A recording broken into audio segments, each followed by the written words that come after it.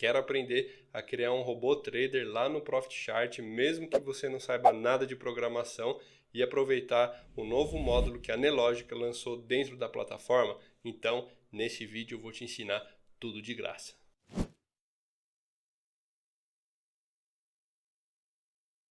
E aí, tudo bem? Por aqui, tudo tranquilo. Se você não me conhece, eu sou Alexandre, trader, desenvolvedor de estratégias e também professor de análise técnica lá na Trademap. Se você é novo por aqui, aproveita para se inscrever no canal. No vídeo de hoje eu vou te ensinar a criar um robô como esse daqui, mesmo que você não saiba nada de programação.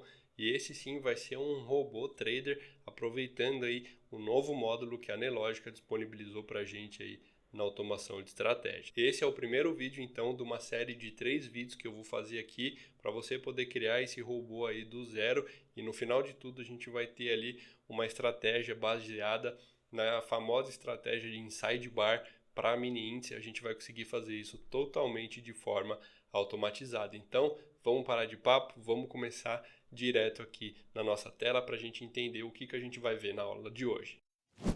Bom, pessoal, como eu mostrei para vocês, então, nós vamos aprender a fazer tudo isso daqui, mas agora vamos partir do começo e entender como é que funciona um código aí de programação. O primeiro passo que a gente tem que saber é como que é a estrutura de um código de programação aqui dentro do ProfitChart e nas outras plataformas da maneira geral aí quando se desenvolve estratégias.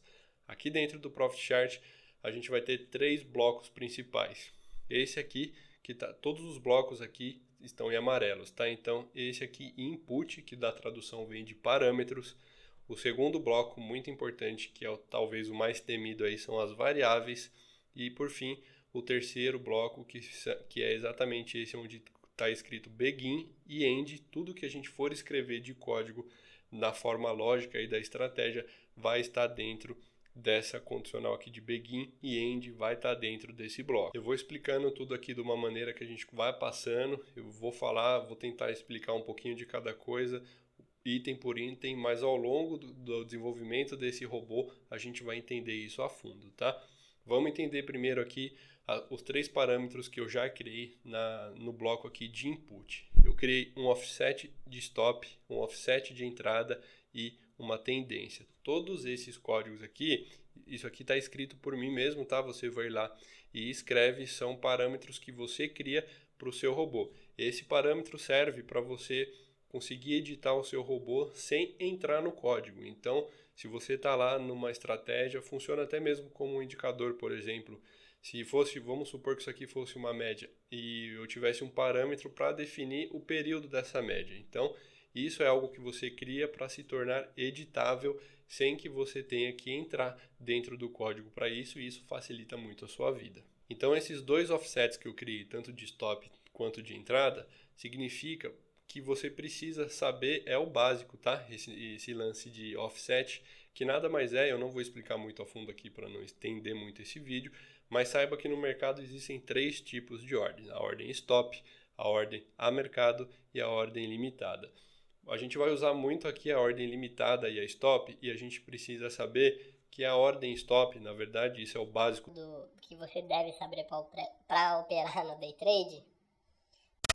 Na verdade, isso é o básico que você deve saber para operar no day trade, que a ordem stop é aquela que você coloca ali programando para o preço pegar em determinado momento ali que você definiu. É uma ordem que não vai ser executada de imediato, ela só vai ser executada quando de fato o preço chegar até ali. E esse offset aqui significa que é o tanto que a gente aceita ali a mais ou a menos da ordem para que ela seja pega. Por exemplo, aqui, esse offset de entrada. Vamos supor que no mini índice a gente estivesse entrando em 90 mil pontos. Eu com offset de entrada de 10 pontos, eu aceito que essa ordem seja pega, eu consigo comprar isso até 10 pontos acima daquela ordem que eu defini de 90 mil pontos ali, que seria a minha ordem stop. Então, se eu colocar 10 aqui e o preço não pegar em 90 mil pontos, ele pode pegar até 90.010 pontos. Então, é para isso que serve, para a gente ter uma margenzinha ali para não ficar cravado naquele preço. A ordem stop, então, é a mesma coisa, só que, óbvio, ao contrário, serve muito para a gente não ter o famoso pular stop, né?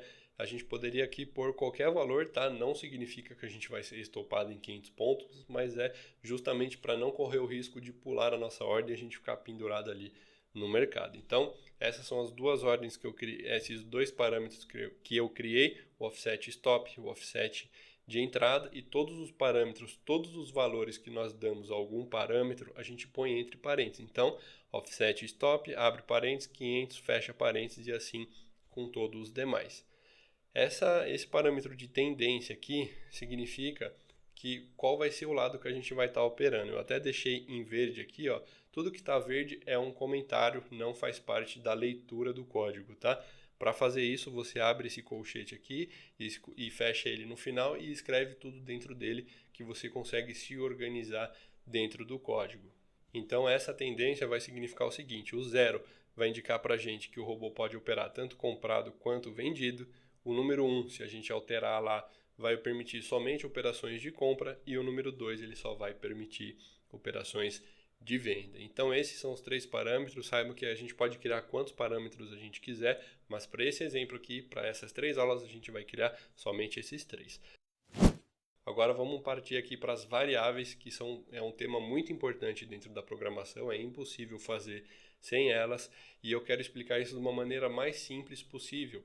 E para isso eu criei uma planilha no Excel para poder fazer uma analogia e você entender de uma maneira aí muito mais fácil, sem complicação. Saiba então que o Excel aqui vai ser só um exemplo, a gente não vai usar Excel no robô, é só para exemplificar, tá bom?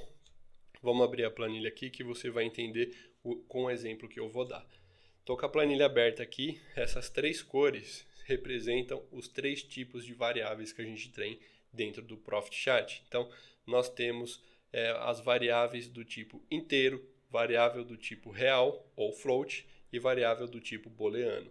Eu coloquei aqui traduzido, mas saiba que no Profit a gente tem essa opção de fazer tudo escrever em português lá, mas eu gosto de fazer tudo em inglês por um costume, foi a forma que eu aprendi, e as maiorias das plataformas aí conhecidas no mercado de programação de estratégia são em inglês, então é o jeito que eu gosto de fazer. Então no inglês, a variável do tipo inteiro é a integer, a do tipo real é float e a variável do tipo booleano é a boolean.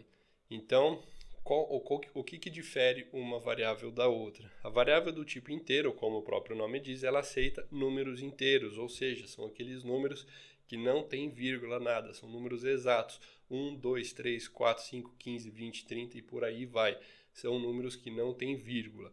A variável do tipo float, a real, essa sim aceita números decimais. Então, 5,5, 5,3, 5,1 e por aí afora. Vai ser muito bom ela para a gente usar Fibonacci, por exemplo, stop, cálculo de ganho e por aí vai. E a variável do tipo booleano, que é a verde, ela simplesmente nos diz se algo é verdadeiro ou falso, é uma condicional. E para isso eu criei um exemplo aqui hipotético para a gente entender tudo isso.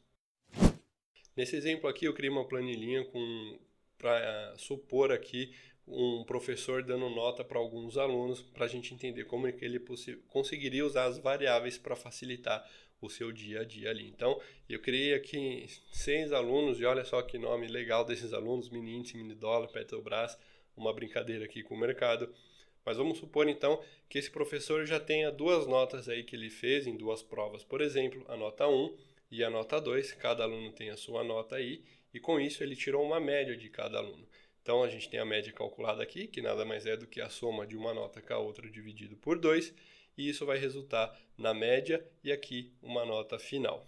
Esse professor tem então uma condição que para um aluno ser aprovado, ele precisa que o aluno tenha tido uma média, uma nota final de 6. Ou seja, para o aluno ser aprovado, ele tem que ter uma nota maior ou igual a 6.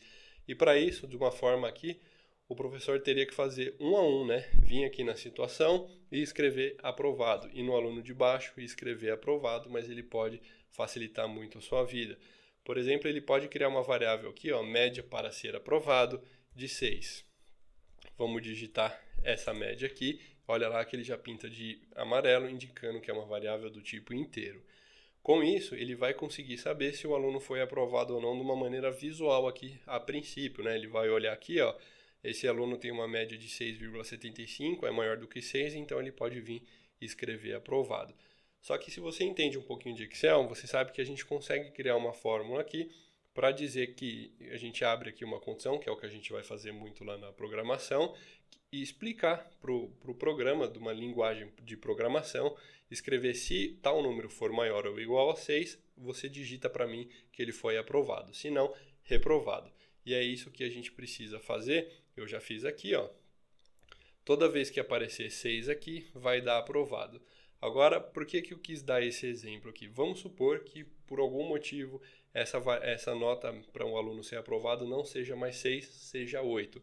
O professor teria que vir aqui, no caso, e mudar aluno por aluno. Mas se ele já tem uma variável criada, ele simplesmente vem na variável aqui e digita o número 8. Olha lá que já apareceu aqui somente 2 alunos aprovados, porque simplesmente a nota deles é maior do que ou igual a 8. Fica muito mais fácil do que ele ir lá, aluno por aluno, e digitar. Então, se mês que vem ele volta e fala que agora é 7, já apareceu mais alguns alunos aprovados. Vamos voltar aqui para o 6, para voltar ao nosso exemplo real. Então, aqui foi a junção de duas variáveis, né? A do tipo inteiro com a do tipo booleano, que ele me diz simplesmente se esse número aqui, se essa número dessa coluna aqui for maior ou igual a 6, vai dar aprovado. Se isso for verdadeiro, vai ser aprovado. Se for falso, ele digita ali qualquer outro valor que a gente quiser. E onde entra aqui, então, a nossa variável do tipo float? Por exemplo, vamos supor que esse professor também seja um professor muito bonzinho e ele queira dar uma nota adicional para algum aluno. Ó, se a gente notar aqui, esse último aluno aqui, o Banco do Brasil, foi o único que ficou abaixo de 6.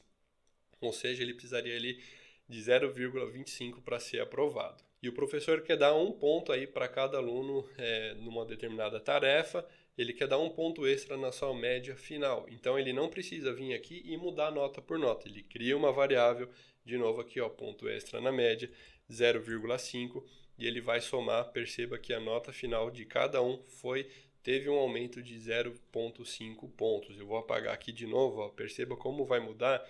Esse último aluno Banco do Brasil vai vir para 6,25, ó. Olha lá, mudou para 6,25. Então, essa é uma forma que eu encontrei de explicar as variáveis de uma forma muito mais tranquila, muito mais fácil, e eu acho que assim dá para entender. Agora essa aula já tem ficando bastante longa, então no próximo vídeo, que provavelmente já sai na próxima semana, eu vou mostrar para vocês como que a gente pode usar essa variável e eu vou explicar todo esse conceito aqui, que vai ser o nosso sinal de entrada, como que vai se formar um inside bar. Então, para esse vídeo não se alongar muito, eu vou fazer a parte 2, onde você vai entender. Provavelmente na próxima semana já sai essa aula de número 2. A gente vai partir de fato para a criação do código agora, do inside bar, e eu vou mostrar isso aqui, ó, na prática, como que a gente vai estruturar o sinal através dessas variáveis que eu acabei de explicar. Agora me conta aí se você já gostou do conteúdo que você viu até aqui. Deixe seu comentário aqui embaixo, porque isso vai me ajudar a entender se eu continuo com essa série ou não. Também não esquece de deixar o seu like se você gostou desse vídeo e de se inscrever no canal caso ainda não seja um inscrito, porque se inscrevendo no canal você fica por dentro de tudo desse mundo de day trade, programação, e não perde nenhum conteúdo de valor como esse que você acabou de assistir. Eu vou ficando por aqui e encontro você no próximo vídeo. Um abraço!